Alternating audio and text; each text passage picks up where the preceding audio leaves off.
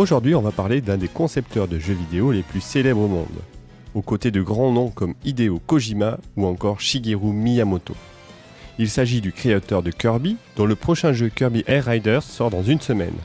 Mais il est surtout connu pour sa légendaire série Super Smash Bros. Une série qu'il a dirigée depuis sa création en 1999 et sur laquelle il a annoncé ne plus vouloir travailler après la sortie des DLC de Smash Bros Ultimate en 2018. Laissez-moi vous raconter l'histoire d'une véritable légende du jeu vidéo, Masahiro Sakurai. Masahiro Sakurai est né à Musashimurayama en 1970. Passionné de jeux vidéo depuis son enfance, il découvre au collège la Family Basic, un ensemble composé d'un clavier, d'une cartouche ROM et d'un manuel de programmation compatible avec la Famicom, la toute première console de Nintendo. Ce fut un tournant dans sa vie, lui révélant le plaisir de créer ses propres jeux vidéo et éveillant en lui une passion qu'il souhaitait transformer en métier. À seulement 19 ans, en 1989, il rejoint HAL Laboratory, une filiale de Nintendo. Peu de temps après, il crée son tout premier jeu vidéo, Kirby's Dream Land, sorti en 1992 sur Game Boy. Avec ce jeu, l'objectif était de créer un jeu accessible à tous. Pour y parvenir, Sakurai a imaginé le design simple et attachant de Kirby, mais aussi ses mécaniques, qui donnent toute sa personnalité au personnage, comme le fameux pouvoir d'aspirer ses ennemis. Le fait de pouvoir copier les capacités des monstres apparaîtra l'année suivante dans l'épisode Famicom Kirby's Adventure. Ces jeux connaîtront un énorme succès, se vendant à plusieurs millions d'exemplaires. Après la sortie de Kirby Superstar en 1996 sur la Super Famicom, un jeu qui avait la particularité de pouvoir se jouer à deux, Masahiro Sakurai crée une toute nouvelle licence sur la Nintendo 64, Super Smash Bros. A l'origine, les combattants devaient être entièrement originaux, mais Sakurai voit plus loin pour garantir le succès du jeu. Grâce à sa relation professionnelle et amicale avec Satoru Iwata, président de HAL Laboratory, il obtient de Shigeru Miyamoto la permission d'utiliser les personnages célèbres de l'univers Nintendo. À sa sortie en 1999, les marchands de jeux vidéo hésitent d'abord à le mettre en avant, craignant de montrer les personnages de Nintendo en train de se battre à un jeune public. Mais le bouche à oreille fonctionne et le jeu se vendra à près de 2 millions d'exemplaires au Japon. Sakurai et HAL Laboratory enchaînent ensuite sur GameCube avec l'intemporel Super Smash Bros Melee en 2001, un jeu encore joué compétitivement aujourd'hui grâce à sa profondeur technique. Puis vient Kirby Air Ride, un jeu volontairement simpliste, jouable uniquement avec un stick et un bouton, reflétant une envie de game design minimaliste que Sakurai avait depuis des années. Mais après un surmenage et un désir de plus grande liberté artistique, Sakurai décide de quitter HAL en 2003. Il devient alors créateur de jeux indépendants et fonde en 2005 sa propre société, Sora.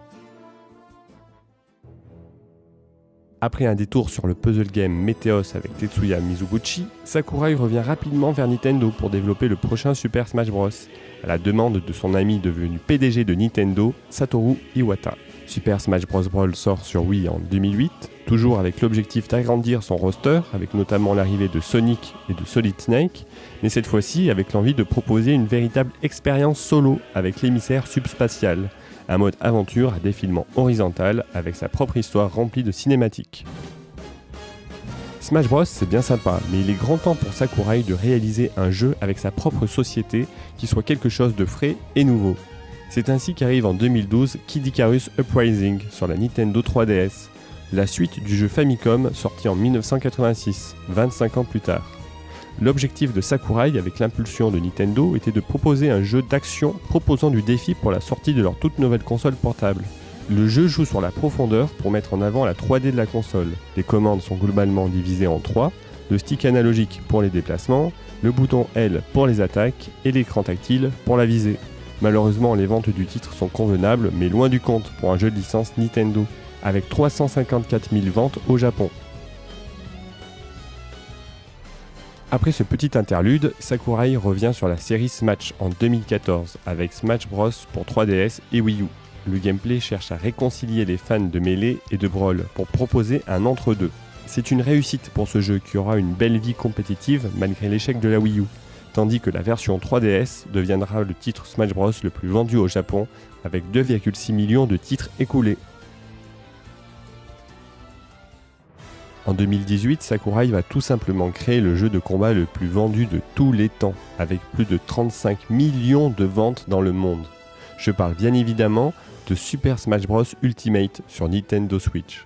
Un aboutissement du travail de Sakurai qui recevra les éloges du public et de ses pairs, avec plusieurs prix gagnés, dont notamment le prix du meilleur jeu de l'année et du meilleur réalisateur pour les Famitsu Awards 2018, le magazine numéro 1 au Japon. Smash Bros Ultimate compile tout ce qu'a fait les précédents épisodes. Les personnages sont tous là, le nombre de stages de musique et de licences différentes présentes dans le jeu sont d'une ampleur démesurée. Sakurai et son équipe rajouteront encore à cela 9 DLC, avec notamment des visages iconiques de l'histoire du jeu vidéo, comme Sora de Kingdom Hearts, Kazuya de Tekken et Steve de Minecraft. En parallèle à cela, comme si le monsieur s'ennuyait, Masahiro Sakurai lance sa chaîne YouTube en 2022. Comme un héritage, il cherche à partager ses connaissances sur la création de jeux vidéo. Enfin, en 2025, le nouveau jeu de Sakurai est annoncé, et c'est véritablement une surprise pour beaucoup de monde. Sakurai crée une suite à Kirby Air Ride avec Kirby Air Riders, un jeu de course Nintendo sortant à peine plus de 5 mois du mastodonte Mario Kart World. Le jeu s'annonce dans des Nintendo Direct dédiés, voulant prouver ses différences avec le jeu de course de Mario. Le gameplay du jeu se veut aussi simpliste que la version GameCube. Au-delà des courses, c'est un véritable jeu de combat qui nous attend ici, avec notamment le mode City Trial, où le but du jeu est de collecter des power-ups pour devenir plus puissant pour ensuite se battre dans une arène. Mais surtout, le jeu aura sa propre histoire, avec le mode Road Trip. Enfin, sachez que le 18 novembre, Sakurai publiera un manga autobiographique retraçant l'ensemble de sa carrière. Malheureusement, aucune traduction n'est prévue pour le moment. Pour être transparent avec vous, je ne suis pas hyper hypé pour Kirby Air Riders. Je suis vraiment très curieux de voir les ventes de ce titre. Je pense que si Sakurai n'était pas derrière, je ne pense pas que la hype serait là. Enfin bon, peut-être que je me trompe, n'hésitez pas à me dire ce que vous en pensez en commentaire. Pour ma part, j'espère que Sakurai reviendra bientôt avec un jeu surprenant ou pourquoi pas une licence inédite. Mais surtout, que cela soit avec ou sans Sakurai, j'ai extrêmement hâte de voir une annonce pour le prochain Smash Bros. Hâte de voir ce qu'ils vont faire. On se retrouve dans les prochains jours pour mes guides de Noël pour la Switch 1 et pour la Switch 2. Alors abonnez-vous pour ne rien rater et n'oubliez pas de liker pour soutenir la chaîne. C'est la meilleure récompense pour mon travail. Sur ce, je vous laisse, c'était Daven. Ciao ciao.